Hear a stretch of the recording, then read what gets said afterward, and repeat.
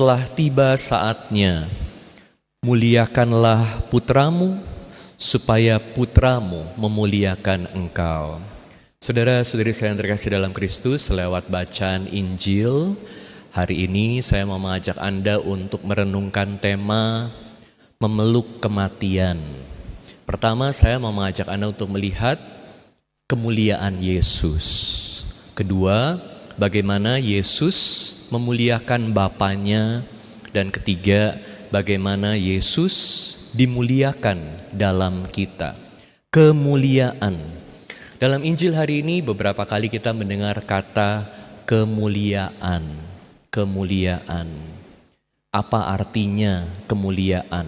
Untuk kita mengerti arti kata kemuliaan dalam Injil Yohanes, kita perlu melihat bagaimana pembagian dari Injil Yohanes. Injil Yohanes bisa dibagi menjadi dua bagian. Seluruh Injil Yohanes jadi dua bagian. Bagian pertama disebut dengan kitab tanda. Bagian kedua disebut dengan kitab kemuliaan. Kitab tanda ini berisi berbagai mujizat Yesus. Ada 7 mujizat di bagian pertama ini. Salah satunya adalah peristiwa perkawinan di Kana, di mana Yesus mengubah air menjadi anggur. Yesus juga membangkitkan Lazarus dari kematian. Disebut sebagai buku tanda karena berbagai mujizat ini menandakan siapa Yesus, yaitu Allah sendiri. Buku tanda. Bagian kedua disebut dengan buku kemuliaan. Kenapa disebut buku kemuliaan dan apa isinya? Dalam buku kemuliaan ini kita melihat bagaimana Yesus menderita, disalib, wafat, dan bangkit. Jadi ketika kita berbicara tentang kemuliaan, ketika Yesus berbicara tentang kemuliaan, itu artinya Yesus sedang berbicara tentang penderitaannya, kematiannya, penebusannya. Oleh karena itu, ketika Yesus mengatakan dalam Injil ini, Bapa, telah tiba saatnya, muliakanlah putramu. Itu berarti Yesus mengatakan kepada Bapa, ini saatnya, udah tiba saatnya untuk aku menderita, untuk aku disalib, untuk aku wafat. Dan dengan penderitaan dan wafat ini, Yesus memuliakan Bapa. Kenapa Yesus memuliakan Bapa? Yesus memuliakan Bapa karena lewat penderitaan dan kematiannya, Yesus menjalankan kehendak Bapa. Ini penting sekali untuk kita lihat karena kita bisa berpikir bahwa Yesus itu kepengen menderita. Bukan. Yesus bukan kepengen menderita. Dan penderitaan ini bukan akhir yang mau dicapai. Yesus menderita karena Yesus mau mengikuti kehendak Bapa. Jadi yang membuat Yesus menjadi mulia itu bukan pertama-tama karena penderitaannya, tetapi karena menjalankan kehendak Bapa, menjalankan tugas Bapa, taat kepada Bapa. Maka Yesus disebut sebagai Adam yang baru. Ada Adam yang baru, ada Adam yang lama. Adam yang lama gimana? Adam yang lama tidak taat sama Tuhan. Dia mau-maunya sendiri. Hanya mengikuti kehendaknya sendiri. Kalau orang Surabaya bilang sakarepe dewe, mau-maunya ya itu. Tapi Yesus mengikuti kehendak Allah. Jadi Yesus bersedia menderita dan wafat disalib. Yesus mau menderita dan wafat disalib bukan untuk jago-jagoan. Ada banyak orang yang mau berkorban. Oh, aku mau menolong, aku mau berkorban. Supaya apa? Kelihatan hebat. Ini loh aku melayani di gereja. Ini loh aku bisa melakukan banyak hal. Yesus enggak begitu. Bukan kehebatan yang dia cari. Yang dia cari adalah mengikuti kehendak Bapa. Dan dengan demikian Yesus dimuliakan dan Yesus memuliakan Bapa. Dengan kata lain, saat Yesus mengatakan muliakanlah aku, implikasinya adalah Yesus memeluk penderitaan dan Yesus memeluk kematian. Maka bersama Yesus seharusnya kematian jadi tidak menakutkan lagi. Anda masih takut gak sama kematian? Serem Romo kalau dengar kata memeluk kematian. Tapi itu yang Yesus lakukan. Dan kita semua diundang untuk mengikuti Yesus. Dan dalam Injil ini juga dikatakan, segala milikku adalah milikmu. Dan milikmu adalah milikku. Dan aku telah dimuliakan dalam mereka. Jadi, poin saya yang ketiga, kalau Yesus memuliakan Bapanya dan dengan mengikuti kehendak Bapa, Yesus dimuliakan, Yesus juga undang kita semua diundang. Hayo, hidup bersama aku, hidup seperti aku untuk memuliakan Bapa. Dengan memuliakan Bapa, kita juga memuliakan Yesus. Yesus dimuliakan dengan berbagai hal yang kita lakukan. Nah, jadi bagaimana memuliakan Yesus itu? Dengan selalu mengikuti kehendak Bapa. Dengan selalu mengikuti kehendak Bapa, kita juga bisa belajar untuk menjadi seperti Yesus. Berani memeluk kematian, tidak takut dengan kematian. Karena apa?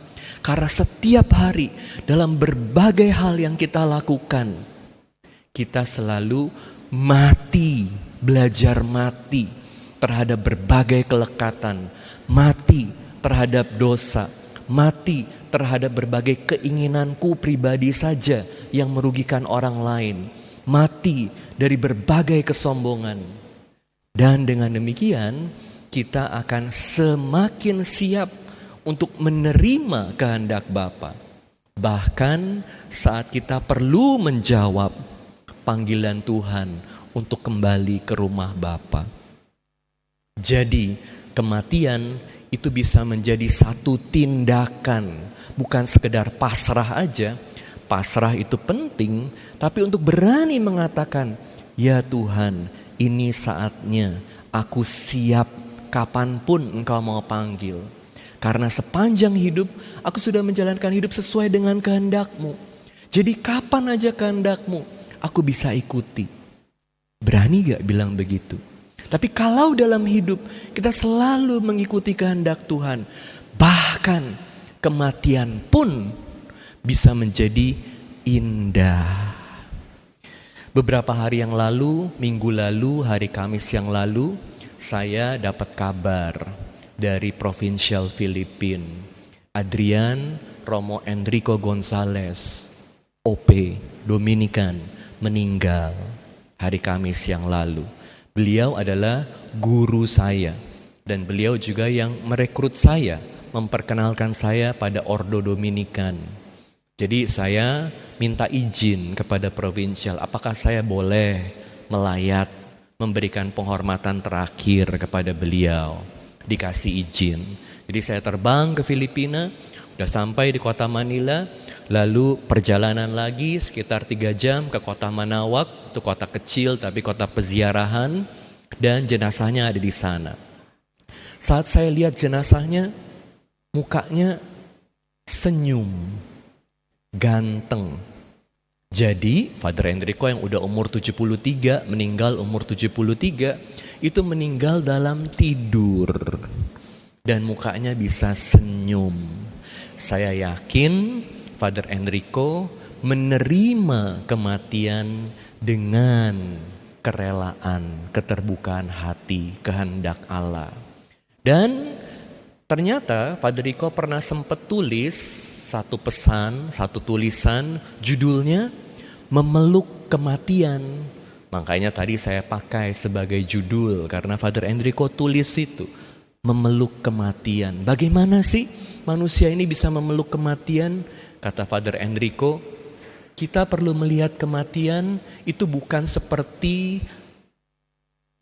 roh maut yang datang menjemput kita, yang membahayakan, yang menakutkan.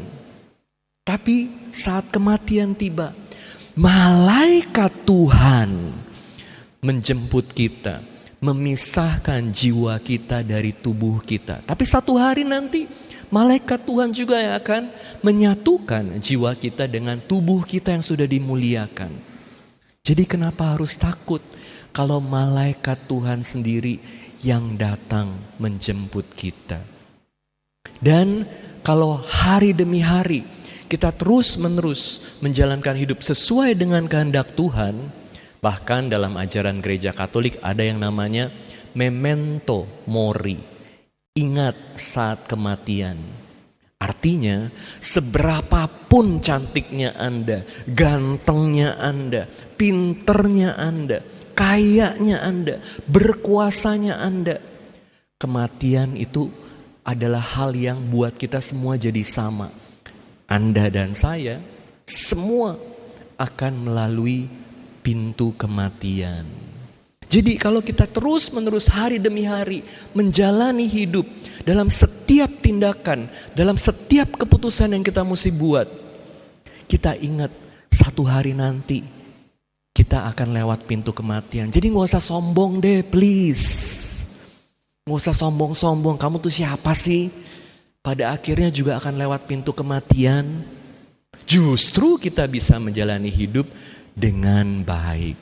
Dan kalau setiap saat kita berteman dengan malaikat maut, malaikat loh, kita jadi akan diingatkan untuk buat keputusan yang baik dalam hidup. Menjalani hidup sebagai kesempatan untuk buat baik. Saya ingat pesannya Father Enrico. Father Enrico ini gak pernah jadi pimpinan yang hebat-hebat. Tapi banyak orang yang sangat mencintai dia. Waktu beliau meninggal, itu beberapa romo nangis, beberapa frater nangis, ya. Lalu semua pada datang waktu malam berkabungnya. Dan banyak sekali yang mau bicara, menyampaikan kebaikan Father Enrico, euloginya. Kenapa? Karena dia sudah jalani hidup dengan baik, sesuai dengan kehendak Tuhan. Saya ingat satu malam saya nonton sama Father Enrico tahun 94. Udah lama banget. Film judulnya Forrest Gump. Kalau Anda belum pernah nonton, coba nonton filmnya. Habis nonton, Father Enrico itu ngobrol sama saya, dia bilang, Adrian coba itu lihat tuh di film. Ada bulu yang terbang di awal, ditiup angin, dan ada bulu yang terbang di akhir, ditiup angin juga. Padre Enrico bilang itu artinya dalam hidup kita harus jalani hidup dengan ringan. Gak usah lihat diri kamu terlalu serius. Oh, aku orang hebat, aku mesti dihormati, aku mesti dapat tempat yang khusus, aku yang paling spesial. Don't take yourself too seriously. Take your light lightly. Jadi bisa terbang. Tapi juga nggak boleh sembarangan aja. Ya udah mengalir aja deh, lihat deh apa yang terjadi. Nggak boleh. Seperti Forrest Gump, kata Father Enrico. Pesannya, run Forrest, run.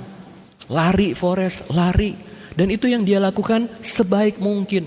Gak perlu lihat kanan kiri. Apa sih yang orang lain kerjain kita mau ikutin. Apa sih yang buat dia jadi hebat kita mau ikutin. Lihat apa yang Tuhan udah kasih sama kita. Dan lakukan sebaik mungkin.